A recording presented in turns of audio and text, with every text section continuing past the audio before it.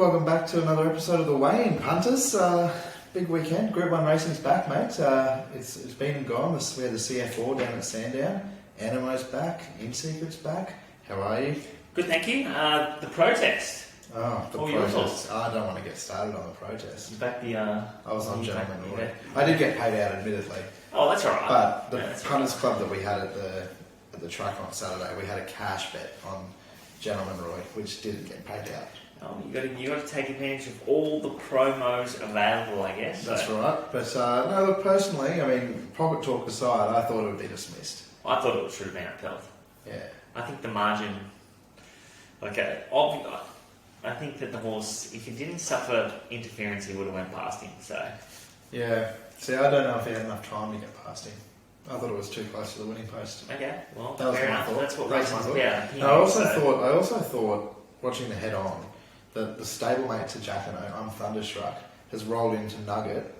Nugget's then shifted into Jacquino and put Jacquino half a horse closer to Gentleman Roy in the first place. So if there's not that bump to push him in, Gentleman Roy might not have brushed him. Okay, but so that interference happened before? Yes. Yeah. So he had a line where Gentleman Roy had no right to take. No. He'd secured a line of running. Yeah, but he's been shifted closer to Gentleman Roy by the stablemate from the outside. And at the same instant. At the same instantaneously. Yes, correct. Okay. It was all happening. I don't know about that. I thought he secured a line and running, and the other horse took it. And yes, there was another horse to his outside, which I guess exaggerated the interference, but that's right.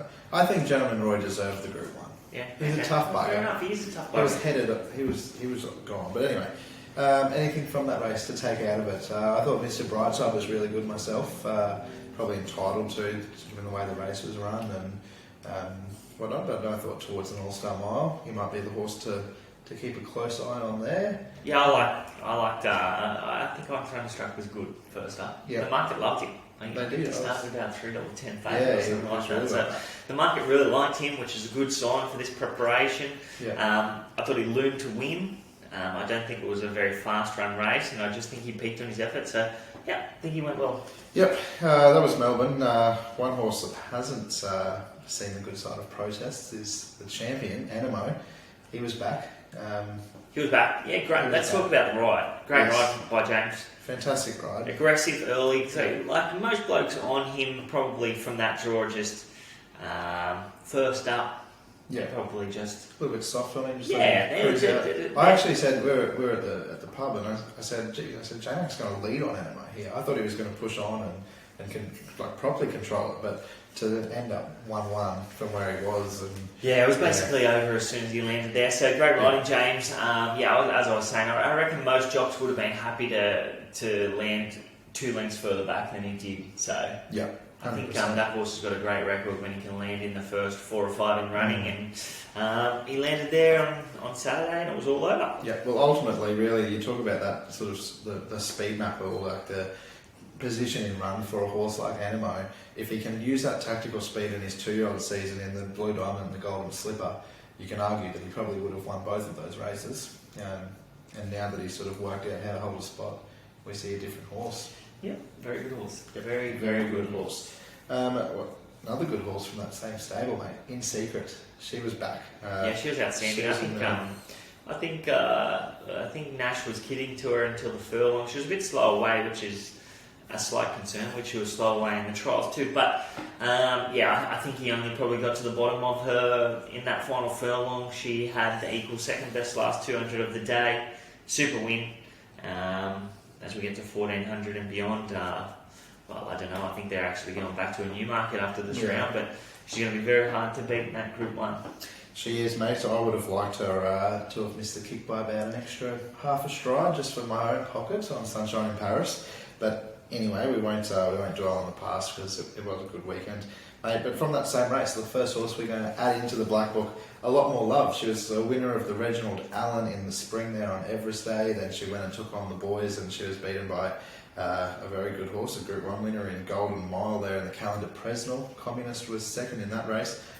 She resumed in really nice fashion out the back, but she had that sort of, maybe not necessarily flashing light, because I think there were a few others in the race that might have had that flashing light on them, like Madame Pomeroy, but it was certainly an eye-catching enough run, probably the last 100 and then through the line. Yeah, I think she was really good. I think she won a maiden at Hawkesbury, and then she won that black type race, which was a strong race where she got up on the fence and she was really good. And then she, as you said, she chased home Golden Mile, but she ticked off that mile box last preparation. She's by Sebring, so I'm not exactly sure where she gets to, but she has ticked that mile box. So I think that they'd at least be looking to get back to a mile. I've written down here the Australian Oaks. Yep. $51. So I think that might be a good play. Whether or not she's a stayer, you don't have to really be a stayer to win an Australian Oaks. No, I think any Oaks, to be completely honest. That's There's right. A lot of horses a lot of fillies that we've seen win Oaks just on class alone. Yeah, well, Class got her there, and Class will get her there, and we saw it in the last Vic Oaks with She's Extreme. Yeah. She's probably not a staying type. Yeah, I think she was by Extreme Choice. She is. Extreme Choice. So you wouldn't have expected her to stay 2,500 metres, but she did in her 3-year-old season. Yeah. I thought this filly was really good. She went back from the wide draw. She began with them. She just couldn't stay in touch early. Yeah. Happy to settle back, get some cover. She had the 5th best last 400 metres of the day, and then she really knuckled down. Her last 200 metres was equal to that of In Secret, so she's done a terrific job. Further the better. She strips for the next start. I don't think she's probably in the same class as In Secret, so I don't think she can win a surround stakes, but maybe once they get to a mile and beyond, that's where she's going to hit her straps. Yep, there's a race by the name of, I think it's the Farlap Stakes that Hungry Heart won a few years ago. That was a 1,500. 1,500. That could be the ideal sort of race for her against those sort of, not necessarily B grade, because they're still top class fillies, but you're probably not going to bump into the likes of In Secret, Zoo Gotcha, maybe not even a Madame Pomeroy sort of in that sort of field. I think the boys are eligible for that too. I think they are too. But I agree. It is sort of a second stringers race. Yeah. One horse that you're going to give a special mention to, mate, and I thought she was one of the ones to follow out of it, was Revolutionary Miss. She darted back sort of in through the pack, and it was probably a little bit hidden there by the horse to her outside, but she finished 5th, and she was really strong, mate. Yeah, she was really good. I thought she was in limited room, so yes. I don't think we really saw the best of her there, but she was really strong through the line, as you said. She had a top 5 last 200 of the day, so yeah, she can only come on from that, and yeah, definitely deserves a special mention. She'll be right in there in these 3-year-old races, especially when In Secret goes on that sprinting course that she is going. Yes, she is.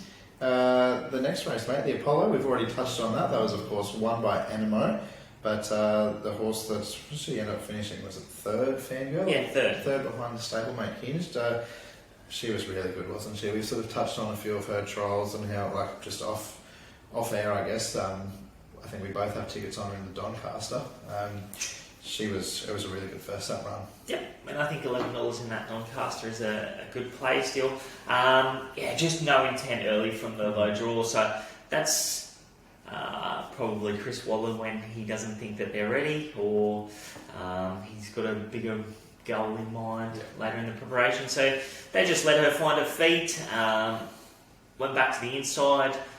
She was probably held up for a stride or two, but she wouldn't have troubled the winner anyway. But she was probably in the worst part of the track. Yeah. She had the best last 4 and 200 metres of the day.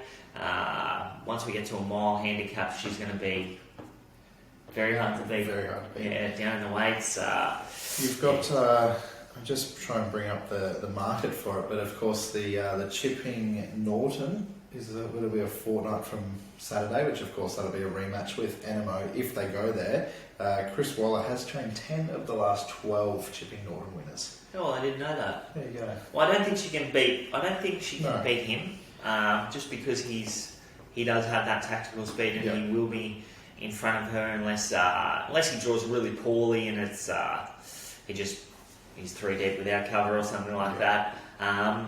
All things being even, I think that he's got the wood on her, and Yeah. that's obvious. But once she gets away from him into a race like a Doncaster or another similar race, You've also got so you pretty much the way that I'm not going to try and train Chris Waller's horses. I'll leave that to him. But in terms of sort of racing calendar wise, you've got from that Apollo Stakes that we just had, you've got 2 weeks into a Chipping Norton, 2 weeks into a Coolmore Classic where she can take on the mares. And Coolmore would be not a she'd bad be race for her. very hard to beat in a race like that. And then of course you sort of another 2 weeks into, I don't know what's after that, but then you've got the Doncaster, basically a month from the Coolmore. So the Coolmore's a set weight race, so yes, that wouldn't be not suit her at all. But yeah, I think Randwick's probably going to be her go.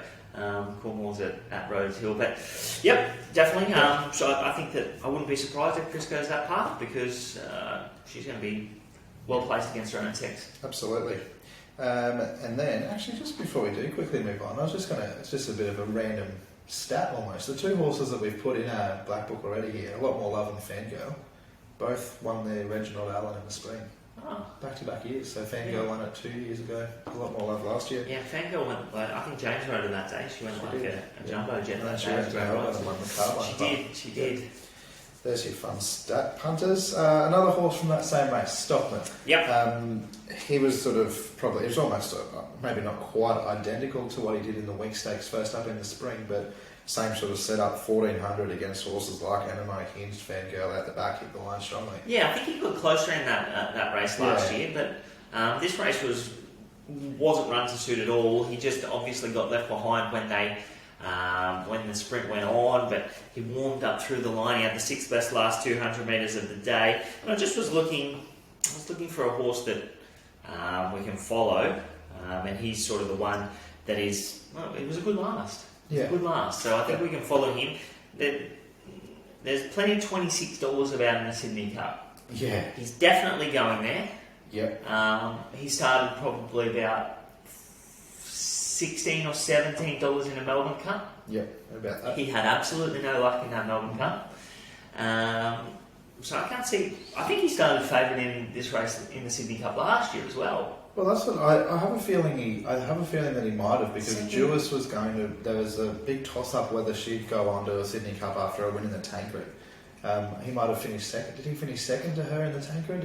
When it got moved to Newcastle? He did. You'd imagine that it's almost just going to be a carbon copy of this time last year. The wet tracks will suit if the rain does come in Sydney, which we've seen it do that the last few years. You've got the Tancred there under handicap conditions. So. And he's probably going better. He's probably going better than he was. Well, I think that spring campaign was the one that he really came of age, and I thought I was tipping him in that Melbourne Cup, and I had a few tickets on him at $61 when they went up, so I was pretty happy with that. But he just didn't cop the best ride by Sam. Might not have been all his fault, but then we're going to Sydney. It's going to be a lesser race. I think he's going to run a real race. There's no way he's a $26 chance. I think that's because he's going there. That's his. Regardless of if he gets there or not, $26.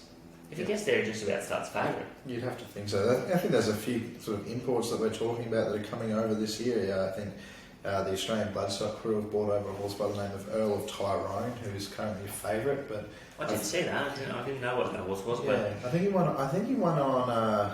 Might have been last Wednesday or Thursday on a synthetic track at Kenilworth. Over 3,000 metres or something, so he's into quarantine now. But, I prefer to back Stockman at $26. Yeah, there are a lot of international horses at the top of that market. Yeah. We don't even know if they're going to be there. Yeah, No Compromise was a good race. But no Compromise isn't a better chance in this race than Stockman is. No way. No. I agree. Okay. I like that. So that's it just for this week. A pretty quiet week. Quiet one. I think we identified one on the last show or the show before. Hasty Duchess. Yes. She's in on Wednesday. No markets out yet. Okay. Wednesday on the Kensington track. What race? Big chance. I think she's in about race 6 or race 7. So keep an eye out for her. Hasty Duchess. Beautiful. This weekend we've got some nice racing again. Of course, we've got the Lightning Stakes there at Flemington. So if you're not in our punters club yet, punters, that's $25. It's sort of filling up nicely now. We've got good numbers in. Voting system. There's going to be, so unlike probably if you were in the Pinnacles or Melbourne Cup week 1 where it was every horse, every race, we've got a little team of our form experts that are going to find 5 horses or the top 5 chances that we think are in each race, and you'll have those 5 horses to vote on. So the favourite will be in that top 5 for every race. Yeah, you can say and then the last race we'll open it up to every single horse, because that'll be the one where we're piling in. Well, they've just put the market up for the 5th at Randwick on the Kensington, and High Court's gone up favourite, $4.60. We were on him at $41 the other day, and he should have won. But James goes on, so you've got to pay that James McDonald tax, but yeah. I probably won't be diving in at that $4.60. Not that price. I was hoping they were going to miss him, but they didn't. They didn't. No, I mean, James goes on, it's hard to miss him. Yeah, that's right. That's it from us, punters. Silver Slipper this weekend. Yeah, let's do it. Yeah, lots of good races. King's Gambit back. He'll win. Yep. Well, let's just see what he does. Yeah. Thanks for joining us, punters. Have a great week, and as always, gamble responsibly. That's right.